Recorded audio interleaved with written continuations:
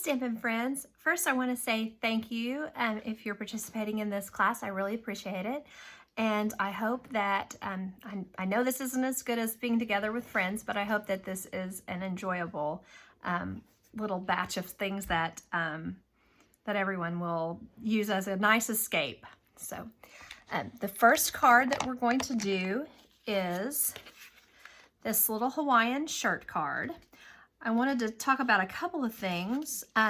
You will have choices to make, and so you may have chosen differently than what I'm showing, but they're all basically the same. So what you will get is a shirt that has the pattern, and then you might have to choose which you prefer, you know, which piece of fabric that you want to show. Paper.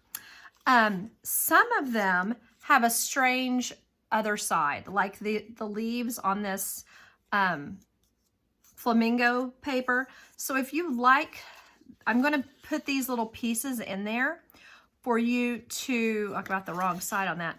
What you'll do is cover up the paper, cover up the fold where it's folded back. You'll see what I'm talking about here in a minute. And then I left this kind of loose. You'll glue it down after you've done that, so that then when you open the card, it will look smooth, if that makes sense. Because you don't want this glued on the inside. That wouldn't look good when you give it to your person. So also what you'll be given is bigger than what is here. You'll need to trim the edges, like here. You'll need to trim that off. And because we don't want it to, you know, there could be a slight variation in how you fold your collar down. So that's something to consider when you do that. You'll also have a piece of tear tape for each collar. You'll need to use that to stick your collar down, because otherwise it will not stay. It will not, snail will not hold it, I do not believe. So you'll need to use something stickier than snail. So hopefully I'll be able to get this some year. I was just going to show you how I did that, but that's not really that important. So, okay. So anyway, when you go to put this in a card, you'll notice our little sleeves stick out. So you will just fold them back and not crease it. Just fold it like this. Don't go and rub it or run a bone folder on it. There's no reason to do that, because then when the person gets it, this is pretty thick paper. When the person gets it, they'll be able to fluff it back out. If that makes sense. And if you're not mailing it, then that's not an issue, but something to consider. You will have your little buttons in a tiny small baggie.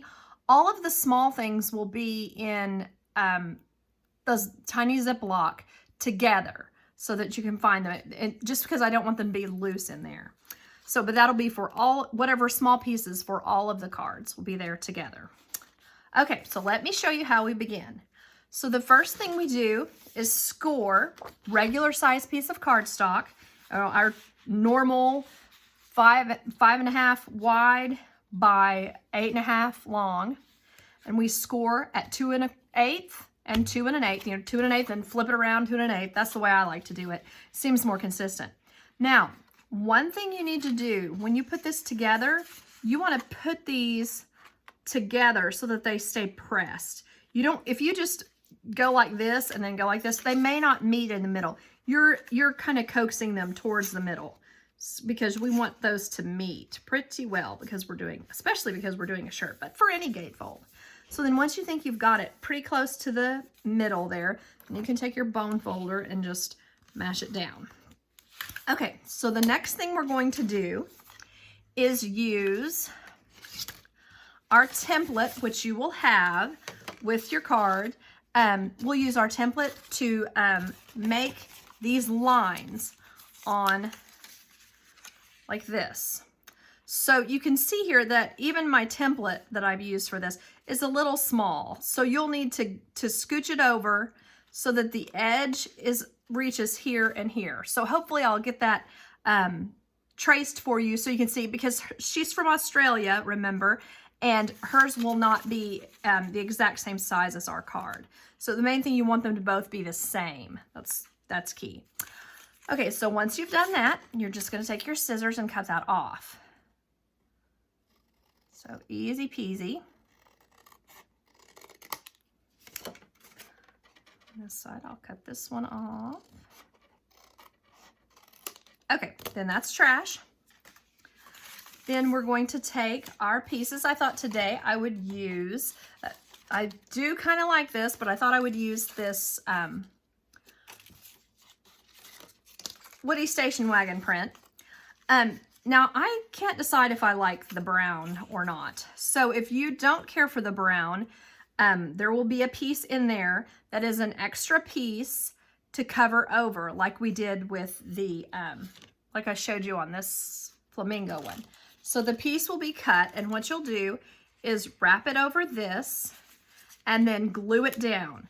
Ideally, probably you would want to use the Monomulti green glue, you know, our little bottle of green glue, because it's just going to be very sturdy. But for this, I'm going to use snail just so I can show you basically what I'm trying to do. So you'll glue this down. You'll cut off any excess that looks, you know, extra. See, I'm doing that on purpose though, because there could be slight variation. So I want that to be a little more than you need. Then you're going to put glue on the back of this as well. You know, you'll put glue under here and then here, and then you'll glue it down.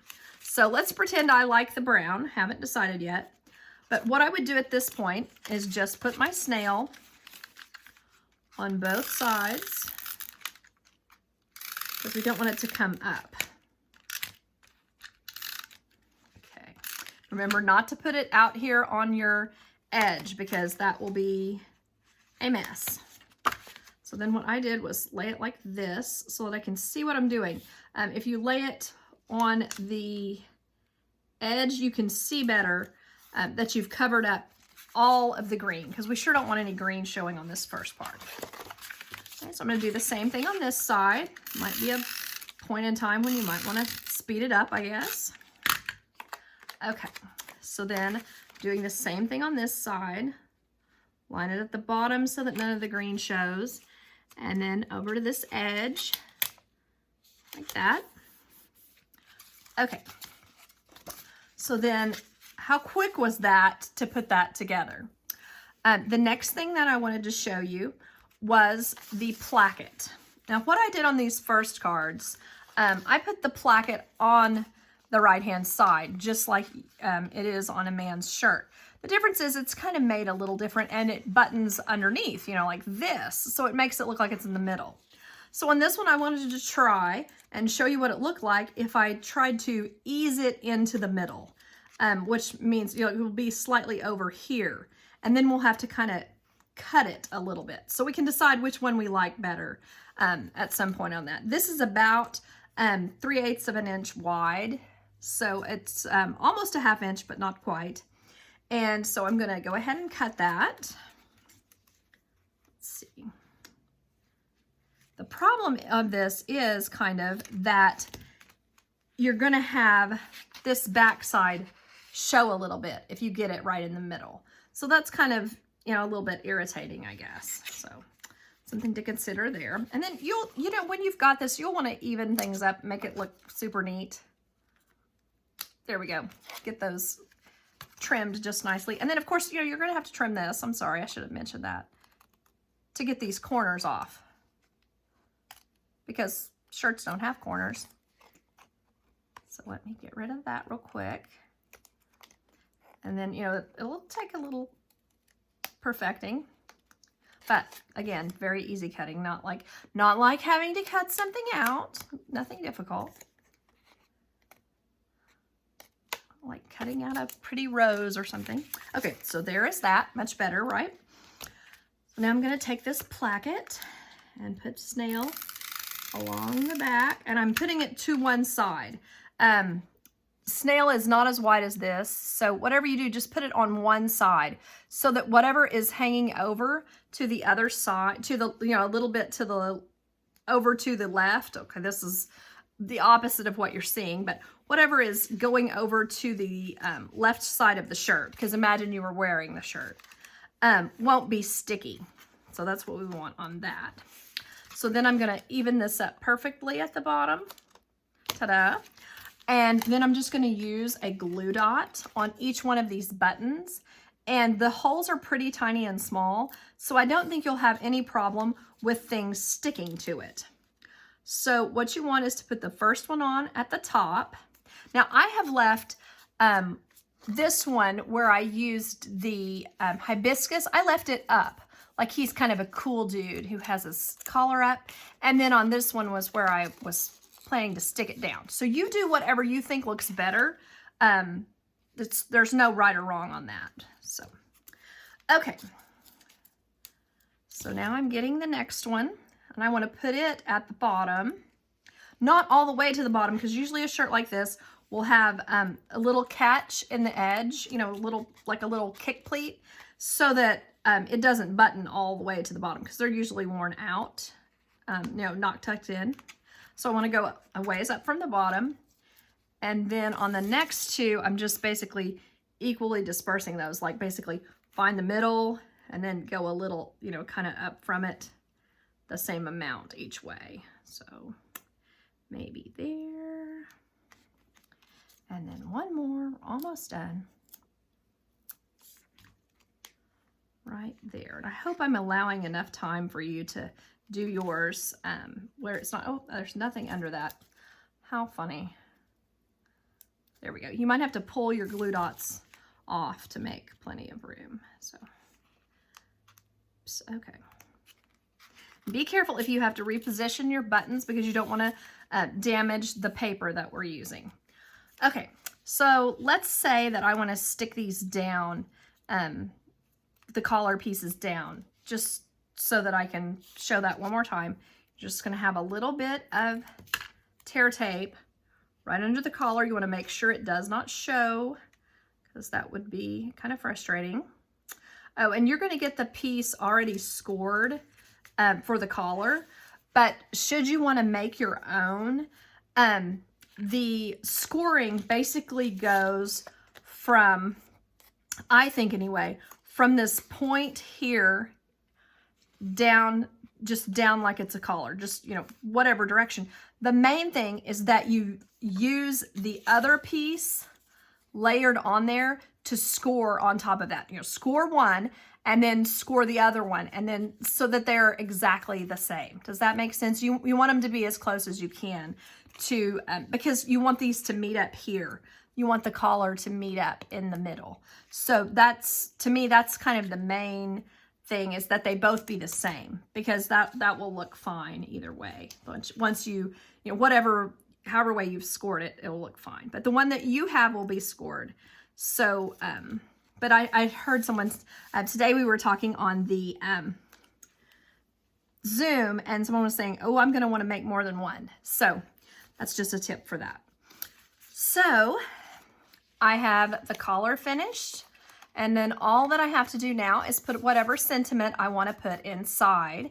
You could put it on a piece of white, Whisper White cardstock, or you could just stamp it on here, or just write your name. Just be sure when you do this, you don't want to write up here probably, because that will kind of create a little bit of ruining the effect of the t-shirt. And then when you have it sitting open, it'll be like this. So this is a real simple card. I think that you'll enjoy making more if that's your thing. So thank you so much for watching, and we'll be on to the next card in just a second, right after we have just a little bit of visiting time. Bye.